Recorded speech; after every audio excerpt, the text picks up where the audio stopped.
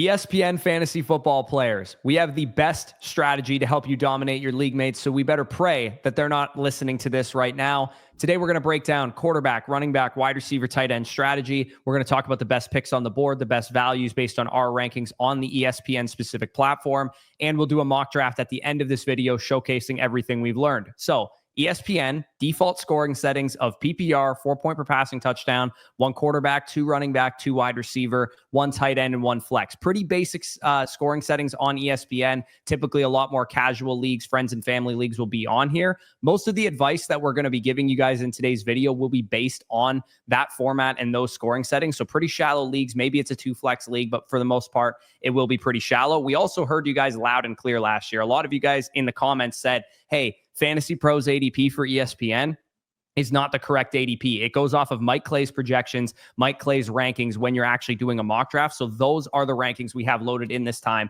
to show you guys exactly the best value. So Danny, let's get it kicked off with the quarterback position, how we're going to attack this position, and then we'll go through running back, wide receiver, and tight end. So on the board, you guys can see here the pocket of quarterbacks that are like the most overvalued, the most undervalued. And you can see there's a pretty glaring thing that stands out. It's that those middle round quarterbacks are pushed way up the board. And it makes sense. In ESPN leagues, casuals normally just draft their quarterback once they have a couple wide receivers and running backs. And they don't really think about, hey, I probably shouldn't draft the 7th best quarterback around later than the 3rd best quarterback. Well, exactly. As you can see from this chart, we actually have the top 4 quarterbacks in line with where ESPN has them, if not even strongly ahead as to where ESPN has them in some spots. We have Josh Allen ahead where he goes on ESPN. We have Lamar Jackson where he goes ahead of where he goes on ESPN. But once those 4 off the board, that mid-range of quarterbacks, 23.5 spots lower on, 7 spots lower on, 34.5 spots lower on. If I know that mid-range of quarterback is inherently going to be overvalued as more and more teams want to secure their quarterback, fill out their starting lineup, instead of waiting to get it done, I would rather, again, given a 2 running back, 2 wide receiver, 1 flex format, just grab the top guy in the 3rd round, secure the position. It's a shallow starting lineup, and you're getting a positional advantage if you do so. So my main strategy tip, if you're on ESPN, make sure do whatever you can to secure one of those top 4 quarterbacks, start the run, and avoid that, Burrow to Herbert or Fields tier. Yeah, and of course, at ADP, we're not going to go reaching for these guys. If you do miss them, all the way from Burrow, like you said, down to like Herbert, Fields. So kind of like the QB5 to QB12 in ADP on the ESPN platform. If you don't get a top 4 guy, bypass the QB5 to QB12 and then punt to the late round quarterbacks, round 9 through round 13. You can get Dak Prescott, Drake May, Jordan Love, JJ McCarthy, Jared Goff, Trevor Lawrence, CJ Stroud, Michael Penix, Cam Ward, Bryce Young, all those type of guys. So when it comes to like our biggest targets on ESPN, as we just made reference to, Lamar and Allen mid round 3 is probably the best way you can go about things, or even at the 2-3 turn, especially because I think a lot of people on ESPN play in 10-man leagues as well. In that early 3rd round range, you're going to have a great opportunity to draft those guys. Again, Jalen Hurts, Jaden Daniels, also great options, but they're going about at ADP or even slightly behind ADP. So Lamar and Allen are the primary targets of the top 4 guys. Bypass that mid-round, Drake May, Dak Prescott, Jordan Love. Those are going to be the great values on the board based on where we have them ranked versus where ESPN has them ranked. And then again, you can punt quarterback pretty easily on this format too if you want to go all the way down to like Trevor Lawrence. Yep. And I will say, if you are in a deeper ESPN league, like maybe you adjust it yourself, you have 2 or 3 flexes, or you have 2 or 3 wide receiver spots, 2 flexes, or just in general a deeper league, I do think late round quarterback has more merit. But if you're in bog standard, 4-point passing touchdown, 2 running backs, 2 wide receivers, 1 tight end, 1 flex, I genuinely think you have to take one of these quarterbacks if they're there for you in the round 3 portion, given all the other values on the board as we go through the mid rounds.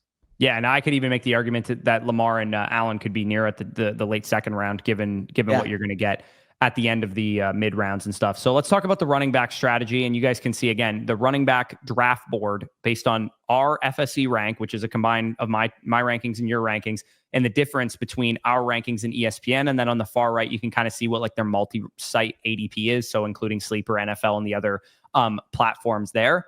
The early round running backs generally are pretty normal to our rankings, but you do see from Bijan to Achane, there is a minor value that you can get on Jahmyr Gibbs. Christian McCaffrey will probably be moving down a little bit, given that this Brian Robinson news just came out today that the Commanders just traded him to the 49ers. ESPN does, though, have Jonathan Taylor and Josh Jacobs pushed over Derrick Henry and in the mid-second round, which we don't really agree on a micro level for that. And I would say the biggest thing that stands out to me on the early round strategy for the running back position is that value pocket that we love of those like third, fourth round running backs from even like in the mid-second round, Derrick Henry, Bucky Irving, all the way to like Chase Brown, Amari Hampton, Kenneth Walker, Breece Hall, Trevion Henderson. That second to fourth round range is going to be excellent value for you on ESPN. And I would say you want to make it a priority on an ESPN league to leave that first 4 round area with probably 2 running backs, because as we'll talk about kind of in the mid rounds, it's not really where you want to be diving into. On Underdog, you can get away with it because the running backs fall, but on ESPN, they don't. Yeah, exactly. And we'll talk about it when we sum up the overall strategy. But in those first 4 rounds on ESPN, if you could follow a structure that is basically your hero wide receiver, 2 strong running back projections, again, we'll talk about some of those round 4 profiles as well that we like. And then, like I said, if you can grab one of those elite quarterbacks, I genuinely think you have to in this format. Yeah. And again, keep in mind that in round 1, you might want to tie break to a wide receiver. Like let's say you have CeeDee Lamb versus Jahmyr Gibbs or, Saquon Barkley versus Justin Jefferson. Maybe you want to tie break to the elite wide receiver, knowing that you can get better value in the second, third, and fourth round on running backs. And the old RB dead zone that we said is not really alive anymore for a lot of fantasy leagues. Well, on ESPN, it's damn near close. I mean, you see Kamara, Hubbard, Connor, Swift, Montgomery, Aaron Jones. Those guys are all pushed up about a full round of ADP. And based on our rankings, they're actually overvalued. So there's definitely some mid-round guys that I still like. Like you can see like RJ Harvey and Isaiah Pacheco, Tyrone Tracy, and Tony Pollard kind of pop as like pretty decent values. But for the most part, you're kind of full fading that mid-round of running back if you get your guys early, which is what we think is probably the best way to attack things. Round 2, round 3, and round 4 is probably going to be your best opportunity to grab running back help. Yeah, exactly. Use the wide receiver as a tiebreaker in round 1. The old running back dead zone, like you said, pushed up a good amount. So if that's the case, if we know inherently once round 5, round 6, round 7 kicks off, and all the running backs in this range tend to be overvalued, you want to save your wide receiver 2 and wide receiver 3 at least to be picked in this range. Yeah, because we'll talk about it in the wide receivers in a second, how good of values you can get rounds 5 through 7. But in the early rounds, biggest targets, Jahmyr Gibbs, Derrick Henry, Bucky Irving, Chase Brown, Amari Hampton, Kenneth Walker, Trevion Henderson, and Breece Hall. You're going to get a good ADP value based on our rankings versus ESPN's platform. Biggest mid-round targets, if you do feel like you need one more running back, get your flex filled out, or maybe you need an RB2 because you went hero RB or something. Isaiah Pacheco, RJ Harvey, Tyrone Tracy, and Tony Pollard in that rounds like 6, 5 through 7, 5 through 8 range. Yep. And then otherwise, you're probably going to want to fade running back until like round 9 plus when like Travis Etienne, Bill, Ja'Cory Krosky, Merritt, Jordan Mason, Zach Charbonnet types. And then as we always do, we backfill with a bunch of running backs on our bench. And that's how you get upside at that position. But for the most part, generally in the first 3 to 4 rounds, you're going to want to walk away with 2 running backs on ESPN. Yep, agreed. And like we said, it doesn't matter when those heroes come. You just have to make sure that if you are selecting a running back in those first 4 rounds, make sure that they fit the archetype that is a hero and not just a dead zone running back that's pushed up to that range.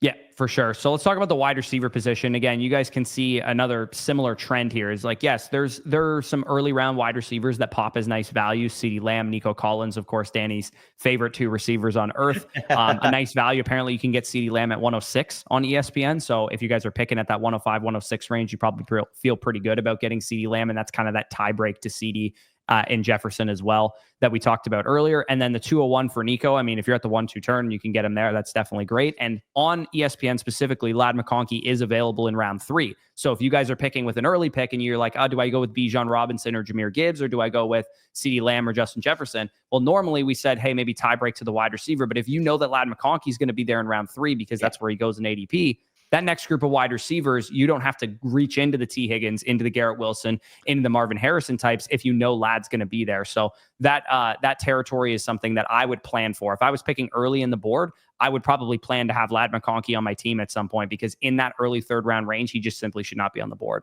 Yeah, I agree. Anytime you can get Ladd McConkey in the 3rd round, very, very excited to do so. Again, this isn't a micro player take video, but Ladd McConkey, I would say, is one of those final wide receivers that if you start with a running back in the 1st round, I'd feel confident as my wide receiver 1 this year. Yeah, for sure. And then the mid-round receivers is where you're going to really find that you have great options everywhere. You see some of the targets that pop in those like mid rounds. In round like 4, you got Mike Evans, Marvin Harrison, Xavier Worthy popping as great targets. In round 5 through 6, you can see Devontae Smith, Jalen Waddle, Jamison Williams, George Pickens, Rome Odunze, Tedero McMillan, Travis Hunter. Those guys are going to pop as great round 5 to 6 targets. Round 7 through 9, if you miss out or you feel like you still need some more depth, you got Olave, you got Diggs, you got Addison, you got Igbuka, you got Juwan Jennings, you got Deebo Samuel, you got Ricky Pearsall. So the moral of the story here is that in rounds 1 through 8, really, there's going to be a wide receiver value probably that fits the bill. So if you are thinking, hey, round 1, I'm going to grab a wide receiver, but round 2 through 4, there's going to be wide receiver values later. That's why you would maybe tie break to the running back in that territory, knowing that the running back values rounds 5 through 8 might not be as, fruitful. Yeah, when you can get some of these wide receiver values, like you said, Marvin Harrison Jr., Xavier Worthy, Mike Evans, guys like that in the late 4th round portion, or if you go through those mid rounds, I mean, Travis Hunter is literally my 39th ranked player. You can get in the 6th round of your ESPN leagues. Rome Odunze, T-Mike, like there's just so many exciting names at wide receiver that comparatively, when you are on the clock at these picks, you're going to look at the running back that is available and automatically want to take the wide receiver. It's kind of the inverse where on Underdog, it's almost like you have to be careful when you take the running back because there's going to be a lot of times where the wide receiver looks just not as appealing as the running back on the board. It's the vice versa in the ESPN formats. There will be a lot of times where you're on the clock and you want to just keep grabbing wide receivers. You want to leave those first 8 rounds with 7 wide receivers, which is why inherently, if you can grab your running backs early, if you can grab your anchor quarterback, you can just focus those mid rounds on collecting wide receiver value. Yeah, and the tight end position, conversely, it's pretty simple here. It's George Kittle or bust in the early rounds because as much as I like Brock Bowers and Trey McBride and some of the guys there, yeah, and I know what your caveat's going to be, but for me, the way that I would approach it in ESPN League is because we're prioritizing quarterback, because we're prioritizing early running back, and we're going to hammer out wide receivers for the most part with the other picks, you don't really have the opportunity to also then grab an early tight end. So for me, it's, do I get my anchor running backs and my quarterback, or do I get my anchor running backs and a tight end? And for me, I'm going to prioritize those top 4 quarterbacks, even in a shallow format like ESPN. I'm comfortable. And the main reason is you see Tyler Warren, Loveland, like 30, 40 picks below where we have them ranked.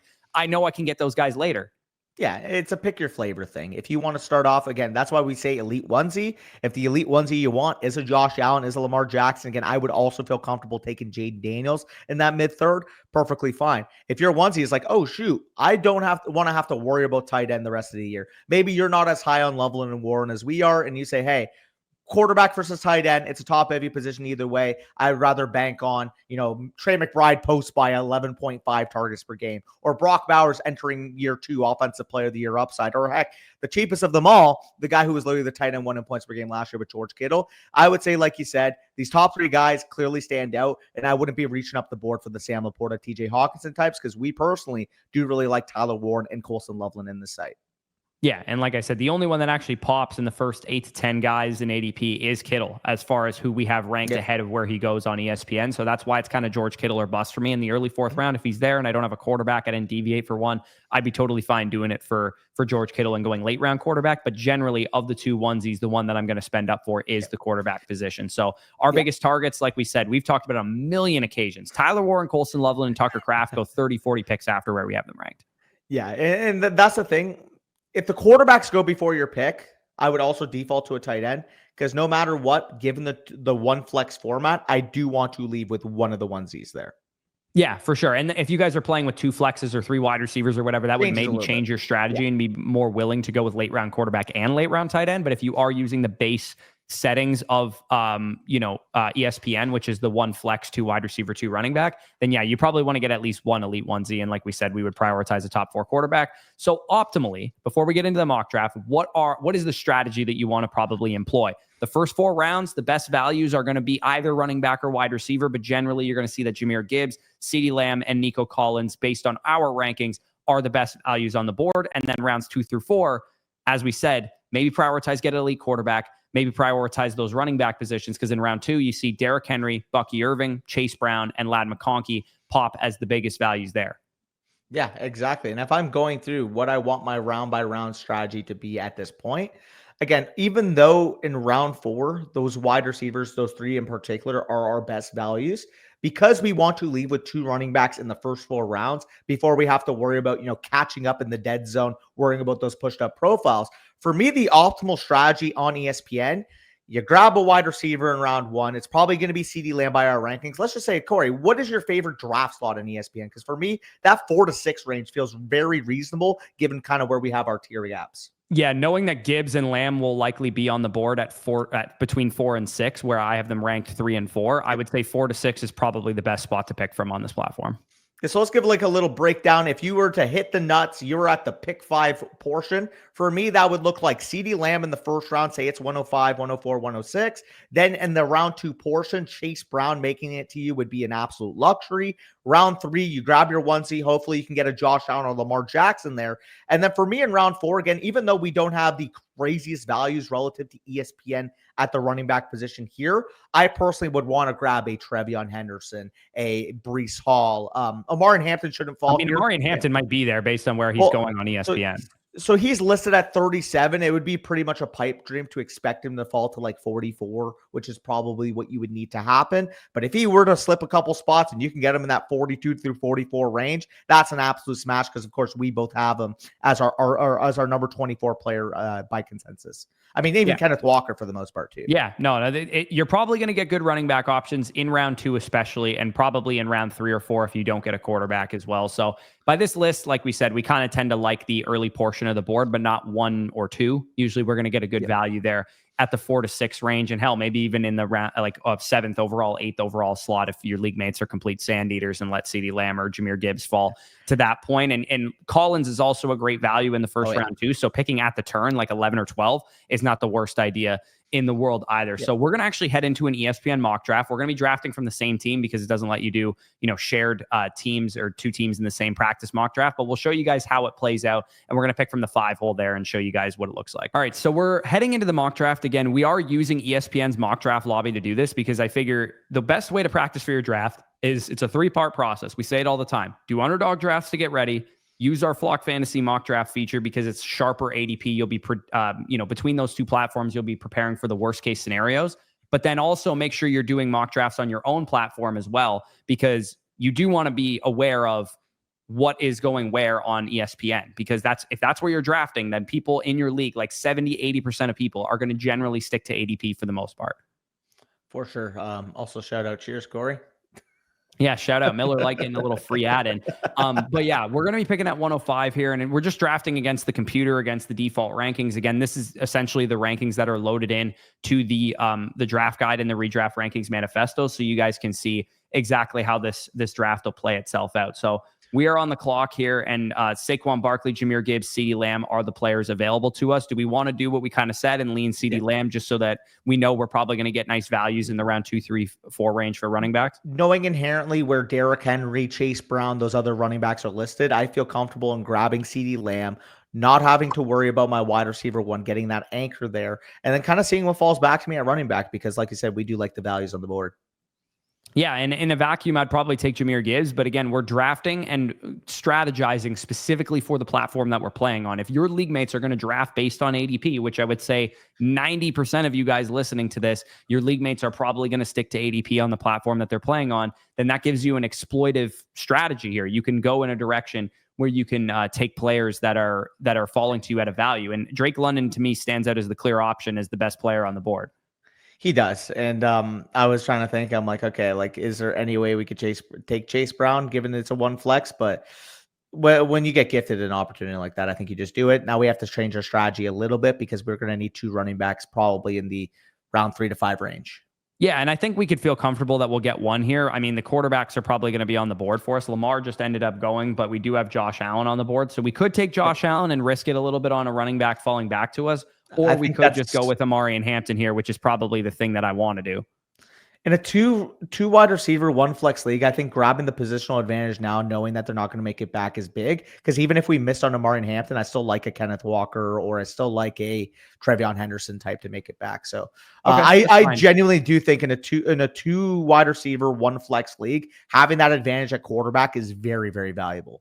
Yeah, no, it definitely is. And there's going to be great opportunities to pick up running backs and stash your bench with running backs and all that kind of stuff. So again, we're going a little light on the running back position here. Amari and Hampton actually almost did fall back to us. So we do Trayvon thankfully Henderson. have Trevion Henderson fallen Mhm. back to us on the board here. So we do have an opportunity to grab them. But this is as we talked about, Mike Evans, Marvin Harrison, Xavier Worthy in Yeah, serious formats. They're not they're really all going in the gone. fourth round. They're mid third round picks for the most part. So we have Brees Hall and Trevion Henderson on the board. Of the two running backs, I prefer Brees Hall, but if you prefer Trevion Henderson, I'm fine going in that direction. I would say Henderson, and I honestly think Brees can make it back. Okay, let's roll with we'll roll with Henderson there. Hopefully he does make it back to us. That If would be not, we're great. probably going to be forced to be selecting our flex, I would imagine, because I don't think we're going to feel great about some of the other guys that fall back to us. And Brees almost made it back to us, Almost but made he it did back. not. But we could go in a direction of Devontae Smith or Rashee Rice. I mean, looking at specifically the running back position, I mean, it dried up pretty quick. We could go with a Pacheco or a Harvey, but I think we can maybe get one of those guys falling back.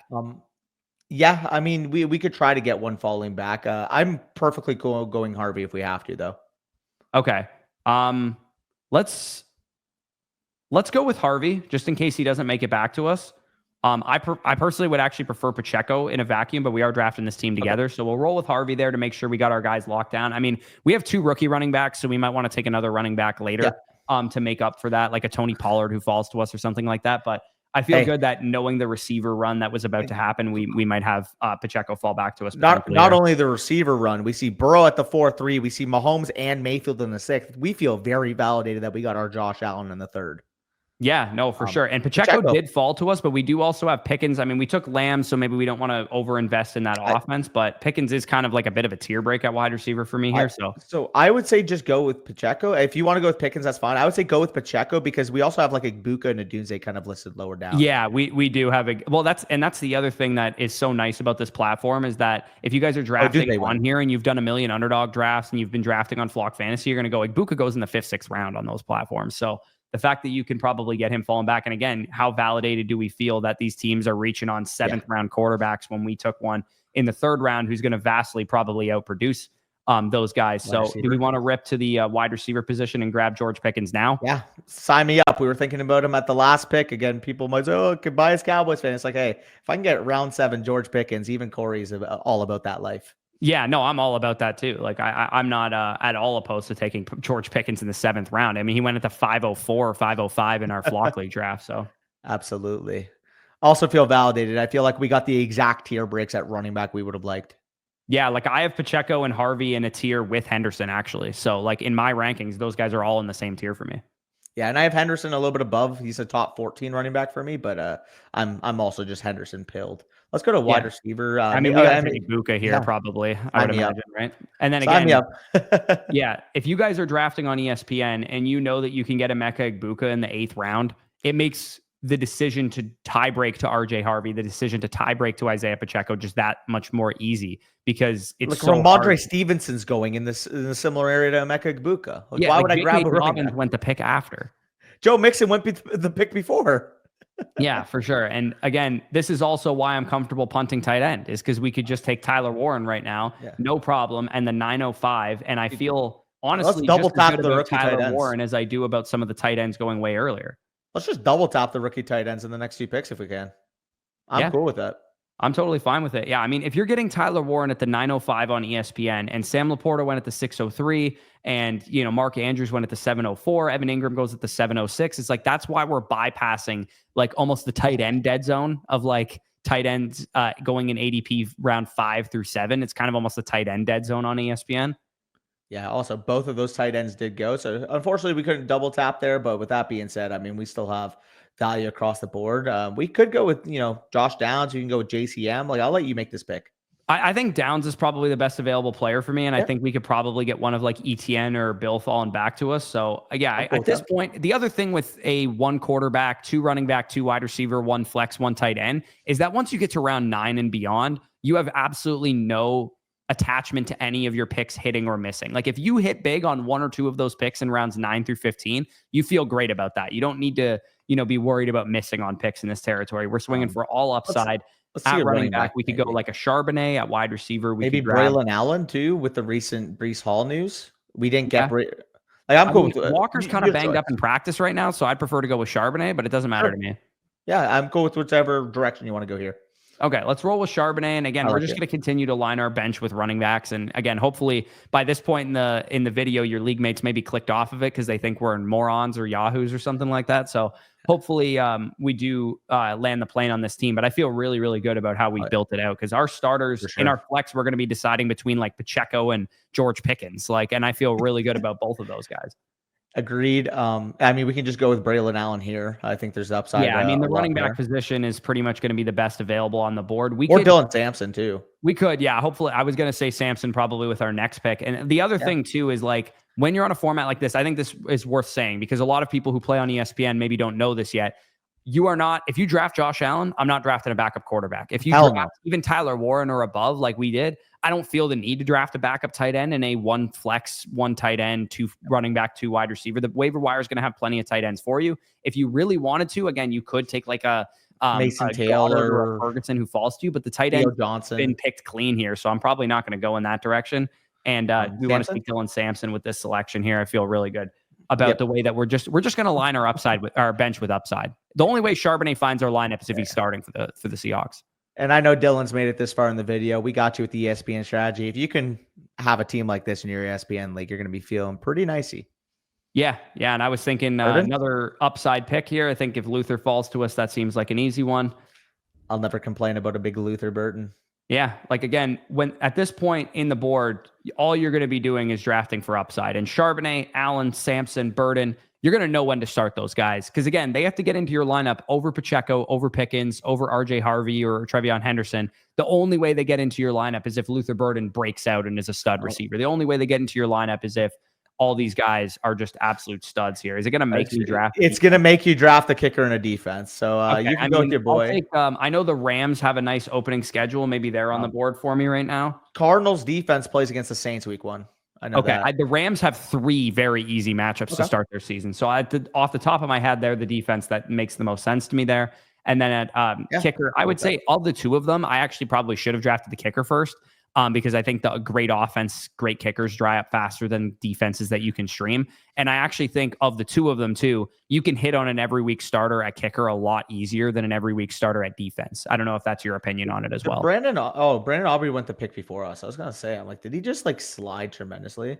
He might have, yeah. I mean, Kaimi Fairbairn sticks out as a good kicker. He's on a good offense. He's probably one of the top 5 to 8 kickers in the league as well. What is your opinion on that? Do you think it's better to take the kicker first or the defense first? To me, it's probably better to take the kicker first. It depends.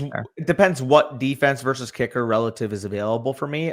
If you can get the opportunity at like a Brandon Aubrey, a Cameron Dick, or someone like that, Chase McLaughlin, Jake Bates, like to me, like those are pretty clearly. I understand they're the top 4 kickers off the board, but to me, they're like very clearly the top kickers in fantasy this year. And at that point, it's like, okay, well, the rest of the position kind of varied. I mean, maybe you like a Boswell, maybe like a Bucker. I mean, I'm not the biggest kicker defense guy in the world, but I will say I did have some success streaming the position in the Flock League last year. I didn't stream the position at all, and it's because I had Kaimi Fairbairn, who was one of the top 5 kickers in fantasy. I just picked that's a good point. I streamed defense. I actually had Brandon Aubrey all year, and that's why I'm saying of the two of them, if you're going to spend, because that's fair. Again, if you guys are unaware, what you should do at this position is your last 2 picks, and if you don't have to draft one, don't. Especially if you're drafting like soon, and you can stash a backup running back in case something wild happens and somebody gets injured, and then before week 1 you drop them. But if you're going to pick one first, it probably should be kicker, because if you can secure an every week starter like a Jake Bates potentially, or a Brandon Aubrey potentially, a Kaimi Fairbairn, like the cocktail that I love for kickers is good offense, good kicker, and conservative head coach, because they're going to kick a lot of field goals then, and they're not going to go for it on 4th down. Especially if you're in a scaled kicker league where it's like, okay, I know I can lock down Brandon Aubrey because he's going to be attempting 60, 65 yarders, and maybe you're in your league that awards 6 points. It's like having both the coaching tendency of wanting to settle for a field goal in spots, but also a kicker that will merit, okay, it's a 65-yard attempt instead of punting because we don't trust our kicker. He's got the leg to take that. Like that is a difference. And I noticed that in the Flock League last year. Yeah, no, absolutely. I think the most underrated thing in kicker analysis is conservative head coach who will take the points when it's possible or trust his kicker enough to let him attempt 50 plus yarders consistently. And that's why I think Fairbairn was so great last year, is that D'Amico Ryan's defensive minded head coach, kind of conservative, and Fairbairn has the leg to kick 50 yarders. And I had multiple weeks in the flock league last year where Kaimi put up 20 plus 15 points. Yeah. Like I noticed that too. We were dominating, we'd like to say dominating the onesies in relation to quarterback and tight end. We're dominating the special teams. We were all around head coaches last year. No, absolutely. So appreciate you guys for sticking around for the end. I mean, we never talk about kickers. So if you guys needed kicker analysis, you just got it. And it'll probably be the last time we ever talk about kickers. But looking at the team, I think it absolutely came together very, very well for us. You could see on the left kind of what our starting lineup would look like. Josh Allen obviously locking down QB, CeeDee Lamb, Drake London, positional advantages, George Pickens, Isaiah Pacheco going to make up our flex, and then Henderson and Harvey going to be our starting 2 running backs, at least as the season goes along. And then look at the upside on that bench. Anytime you can get CeeDee Lamb and Drake London on the same team, you're feeling nice. So if you made it to this point in the video, appreciate you guys. Like the video if you enjoyed, subscribe to the channel. If you're new around here, let us know what you guys need help with in your ESPN leagues. We'll try and answer as many comments as we can. And of course, if you guys want all of our rankings, our draft guide, our final edition of the Redraft Rankings Manifesto 3.0 is live right now. So if you guys want our rankings, our FSC rankings versus home leagues, which you guys saw on display here, ESPN rankings versus our rankings, that's where it came from. You could see our quarterback, running back, wide receiver, tight end, tiered based rankings. Danny's contextualized game logs now live right now. Up to 36 right now. We will be planning on getting 48 for you. I'm going to have to work on those last 12, get them up for you guys. 36 are live on the site. I was able to post them last night. Yeah, and basically what Danny's doing is he's going through relevant game splits, taking out games where players got injured, left early, had different quarterbacks, so on and so forth. And that's a good eye-opener for those of you guys looking for reasons to tie break to certain players over the others in the early rounds. And of course, we have the fantasy news blurbs. You guys can follow all the most recent fantasy news that's organized by team, dating back to the beginning of May when training camps and OTAs were going on. You can follow the tea leaves there for a lot of those players. So if you guys want all of that stuff, that is available via the season pass. Of course, $34. You get our draft guide and the draft guides of all the other creators that are in the Flock League with us. And you could sign up right now using flockfantasy.com. Use the promo code FSE to support us directly. That'll be linked down below in the pinned comment. And of course, you can also draft some underdog teams to get practice for your ESPN leagues as well. And that will be linked down below in the pinned comment too. Sign up using code FSE and you'll get up to $1,000 in bonus cash on your first deposit. And they have a new promo now where you play $5, you actually get $50 in bonus funds in addition to that first time deposit bonus. So check that all out. That'll be linked down below in the pinned comment in the description. But with that being said, peace out and we'll talk to you soon.